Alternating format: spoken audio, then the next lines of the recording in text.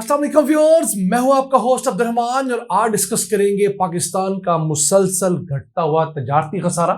जी हां, गुज़िश्ता 7 माह के फिगर्स हैं जिस दौरान पाकिस्तान के ट्रेड डेफिसिट के अंदर $6.5 बिलियन की कमी वाक़ हुई है।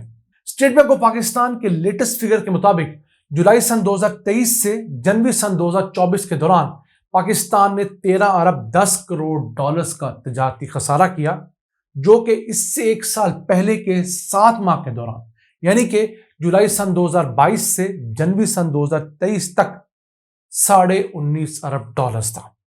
तो इन 7 माह का मुआवजा हम पूरे वीडियो में करेंगे।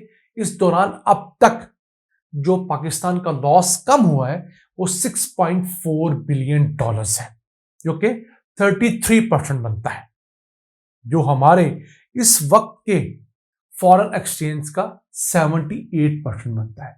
हमारे फॉरेन एक्सचेंज इस वक्त $8.2 अरब है। अगर बात करें पाकिस्तान ने इन 7 माह के दौरान इंपोर्ट्स कितनी की, तो वो थी $31 बिलियन और हमने पहले 7 माह की निस्बत इन 7 माह के अंदर 5 अरब 10 करोड़ डॉलर्स की इंपोर्ट्स कम की हैं।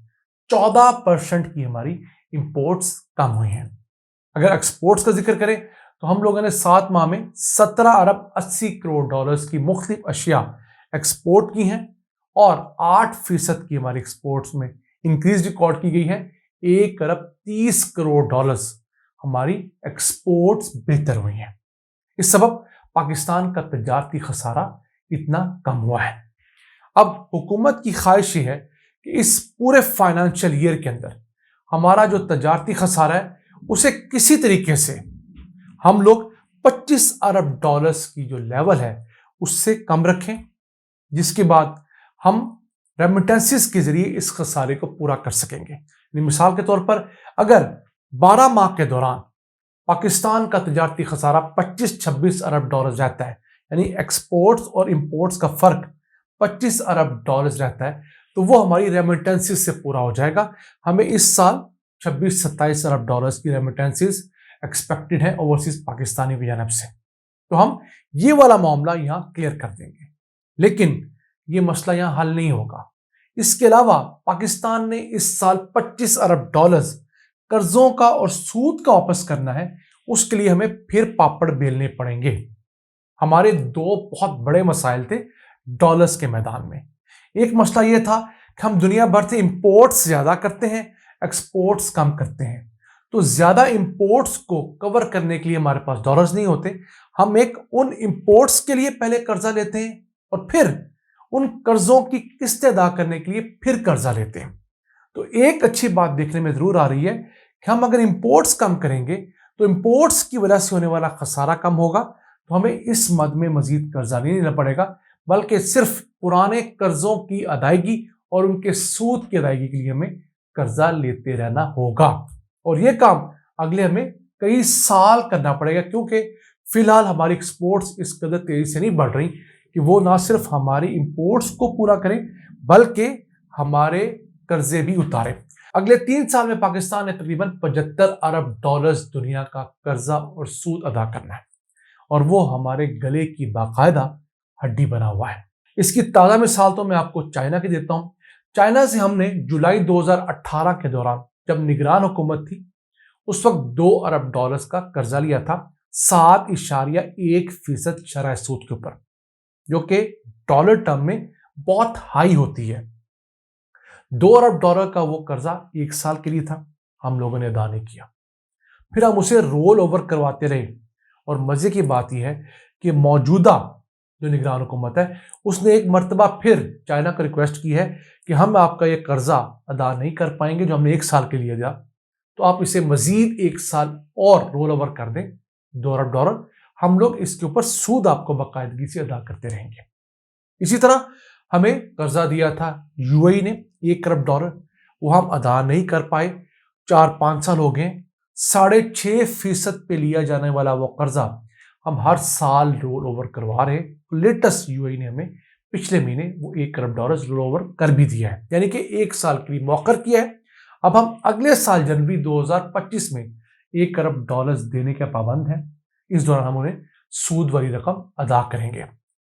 हम सऊदीया से जो कर्जा ले चुके उस पर भी सूद अदा कर रहे हैं, तो हमें कोई भी फ्री ऑफ कॉस्ट कर्जा नहीं दे रहा।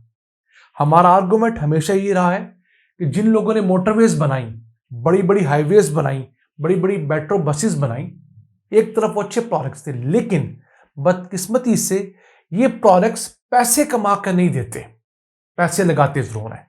तो इनको चलाने के लिए जो मंसूबे चाहिए थे वो नहीं लगाए गए। वो मंसूबे कौन से थे? मुल्क में इंडस्ट्रियल स्टेट्स लगाने के मंसूबे, मुल्क में इंडस्ट्री को तगड़ा करने के मंसूबे, मुल्क के अंदर ज़राअत को बेहतर करने के मंसूबे।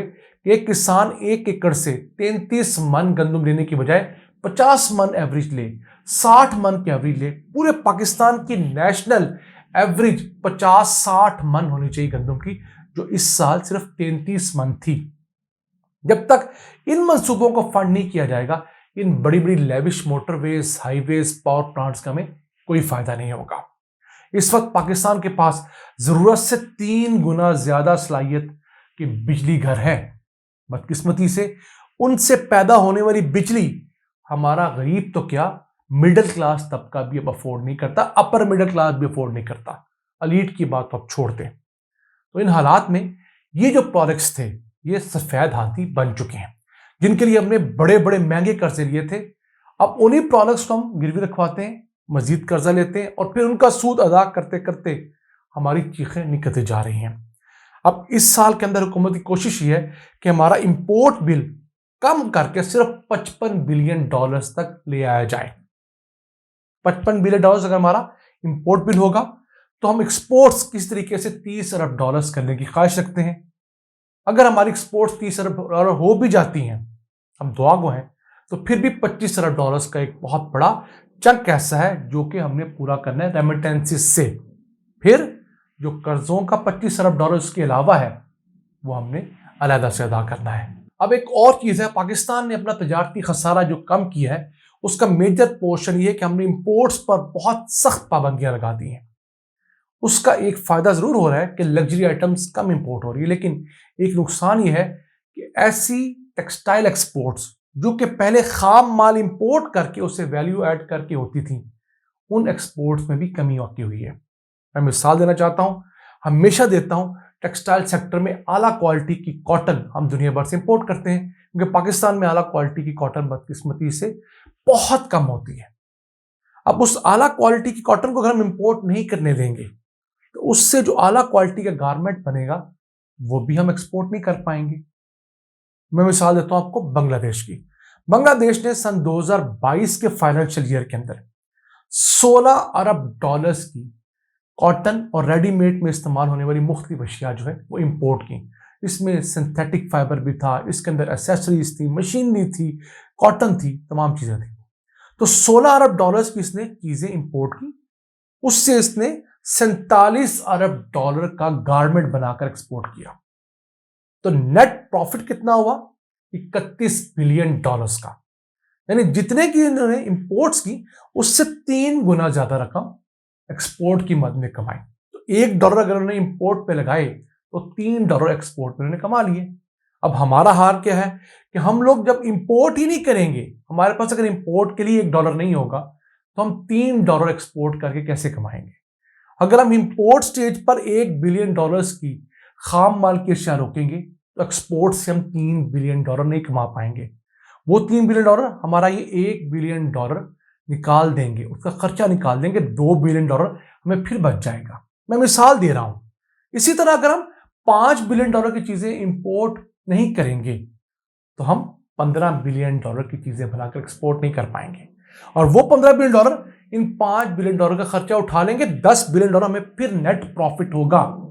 हमारे हुक्मरानों को अब भी समझना होगा कि इस मुल्क में फौरी तौर पर एक्सपोर्ट के लिए इंपोर्ट की जाने वाली चीजों को खोला जाए, क्योंकि पाकिस्तान की इंडस्ट्री अभी भी बहुत हद तक बंद है।